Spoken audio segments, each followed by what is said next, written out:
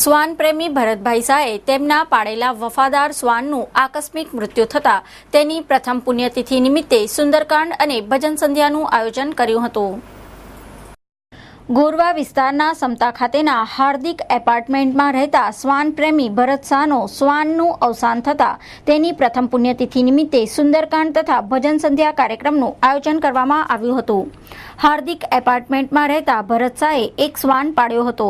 તેમણે પાળેલા શ્વાનને એક પરિવારના સભ્ય તરીકે રાખતા હતા। ભરતભાઈના પાળેલા શ્વાનનું આકસ્મિક મૃત્યુ થતાં તેમણે પરિવારનો એક વફાદાર સભ્ય ગુમાવ્યાનું દુઃખનો અહેસાસ થયો હતો। શ્વાનની પ્રથમ પુણ્યતિથિ નિમિત્તે શ્વાન પ્રેમી ભરત શાહે સુંદરકાંડ તેમજ ભજન સંધ્યાના કાર્યક્રમનું આયોજન કર્યું હતું, જેમાં સગા સંબંધીઓ ઉપસ્થિત રહ્યા હતા।